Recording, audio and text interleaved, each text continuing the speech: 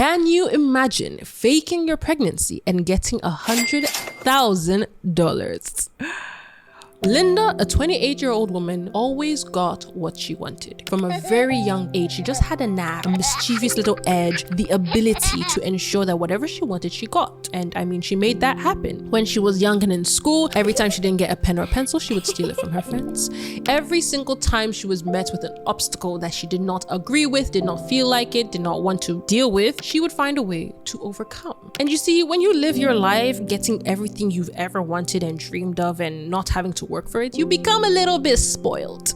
And that's who Linda was. But you see, nobody had ever caught her before. Now, fast forward, Linda's in college and she runs into a gentleman, Ghanaian young man called Kwame.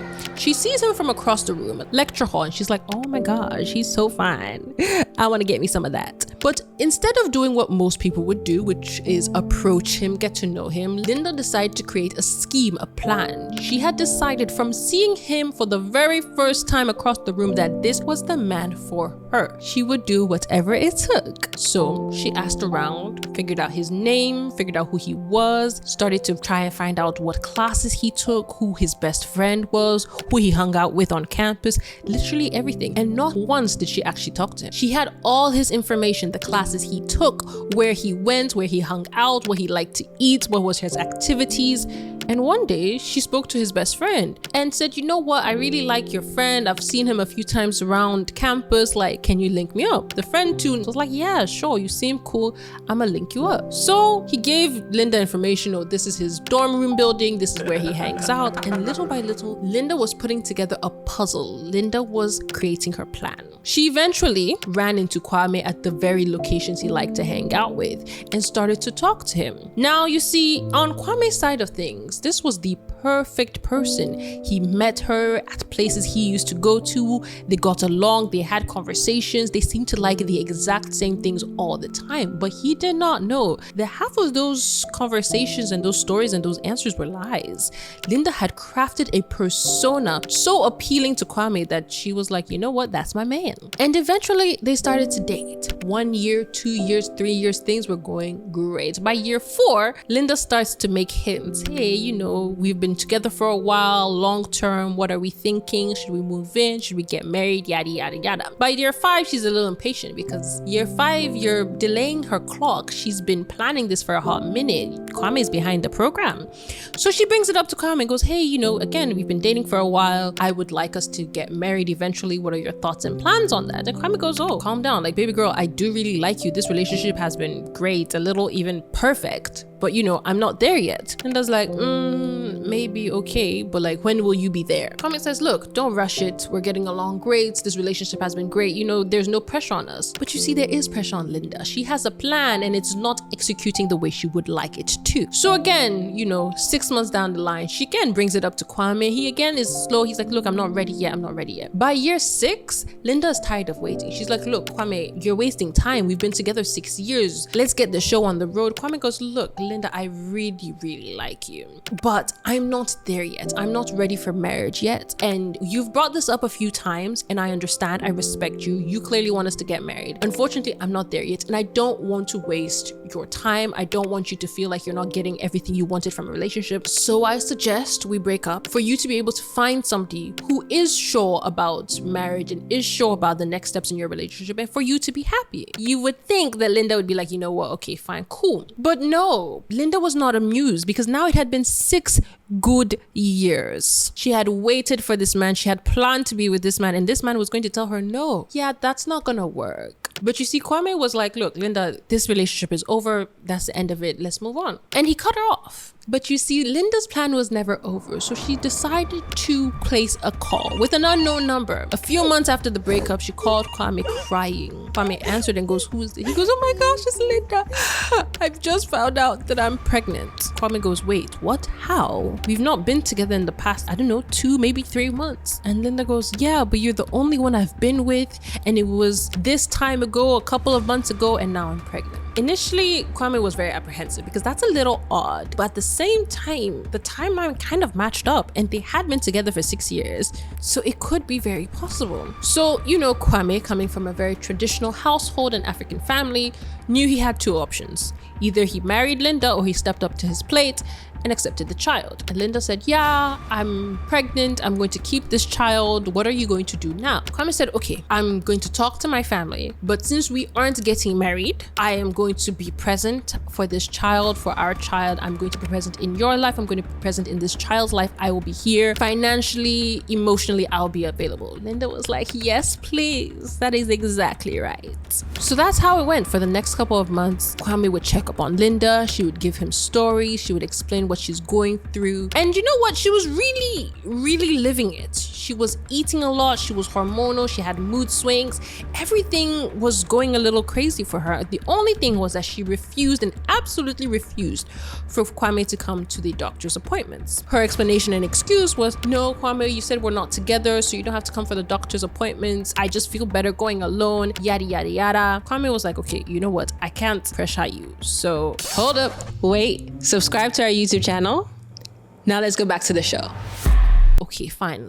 You go ahead, tell me what is happening. And of course, she would send him documents, doctor's reports, invoices, imagery, everything needed to explain this pregnancy. But you see, that didn't end there. As the months progressed, obviously, physical changes needed to happen. And they were happening. Linda would appear with a growing pregnancy belly. She would put her hand on it. She would interact with people. And she would tell her friends and family that, oh, she's pregnant.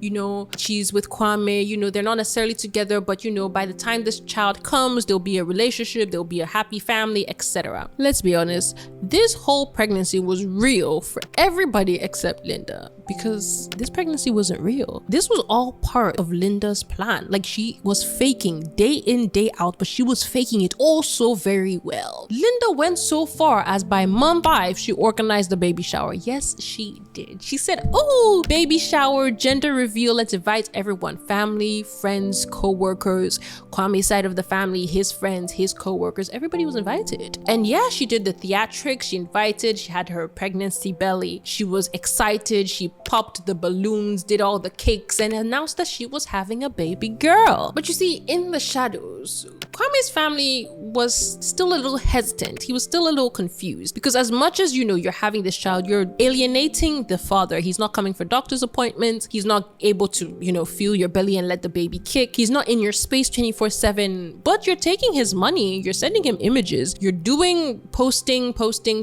all sorts of things. So it was a little skeptical, but again, you can't really tell a pregnant lady that she's lying now, can you? So for the next couple of months, that's how things went on. Again, her baby belly was seemingly growing. She was seemingly gaining weight. So many different things seemed to be happening all at once. But you see, Linda planned things down to the T. By the time her supposed delivery date was getting due, she took maternity leave from the office. Then she started posting on social media that her child could potentially have a birth defect. So she asked people for thoughts and prayers, and that they would find out when she gave birth. You would not believe the extent to which Linda went to this. By the time it was getting ready to her due date, she had purchased a reborn doll. Now, if you don't know what that is, it is probably the most realistic baby available for purchase. They have little hairs, little skin. It looks very realistic. Linda had gone so far as to purchase one in secret to put this plan to fruition. On the day that was supposed to be her due date, she announced that, oh, she was in labor, that she was giving birth, yada, yada, yada. She got a fake nurse to call Kwame and his family and confirm the birth of their baby daughter. Again, this is a reborn doll. It is not real. So Linda did everything in her power to make sure people did not interact with this baby. She did post pictures. She would put the cover on the baby and hold it close and pretend to be nursing it. She would post on social media announcing the birth of her daughter with Kwame, etc. It was all very extravagant, but still a little weird. And then, as if things couldn't get any better, a month later, she announced that yes, her daughter had been born with a heart defect and that she was calling for donations and funds and asking for people to help her because her child needed surgery. Throughout the months, there's always been one person from Linda's side of the family who was just as skeptical as Kwame's side of the family, and that was her cousin. See, her cousin was a labor and delivery nurse, and so she had seen countless pregnant mothers, she'd been in the ward, and there was something very off about Linda herself. But every time she brought it up that, Linda, are you sure? Are people sure about everything that Linda is saying? She would be shut down immediately, but she didn't let it go. This cousin started to meticulously go through every document every paper, every post that Linda had posted, everything Linda had said, and started to piecing things together, ending up with this huge GoFundMe for a baby who had just been born with a birth defect. But you see, that GoFundMe ended up raising over $100,000. And by the time it hit $100,000, it was mysteriously pulled down. 2 months after that GoFundMe was pulled down, Linda scrapped every single social media post regarding her and the baby. Of course, people started to ask, Linda, what's going on? Where's your child? What's happening? So she did one last announcement post. She posted that unfortunately her baby had passed away and that she was grieving, so she would no longer be present on social media. Now you see, that last post is what really triggered her cousin, because it really proved that something was going wrong. After her cousin did all her deep dive and hunting, she found out everything. She found the receipts of the purchase of the reborn doll. She found the fake medical scans. She found the invoices that were being sent to Kwame and decided to blow the whole thing up. Linda's cousin had a whole sit-down meeting with Kwame and his family and exposed Linda, told them every single thing that had been happening, how fake everything was, and that really and truly Linda was just doing this to trap Kwame with her, and hoped that upon the death of their joint baby, Kwame would come back crawling to her. Kwame's family absolutely demanded that all of this information be taken to the police, because not only had Kwame paid fraudulent medical bills, people had donated to a GoFundMe under false pretenses. Unfortunately, after Linda had posted her last social media post declaring the passing of her child, her entire social media, her apartment had been emptied, her bank accounts cleared, every single trace of her was gone. Nothing showed that Linda had ever been here or even existed. Now, 6 months later, Kwame got a text message from an unknown blocked number. In it, it said, "We lost our baby, but I refuse to lose you. You will be mine until death do us part." Now that's an entangled web. And that's all I've got for you guys today. Don't forget to like, comment, share, and subscribe to our YouTube channel at EntangledWebStories. We post every single Saturday, and I'll catch you in the next one. Bye!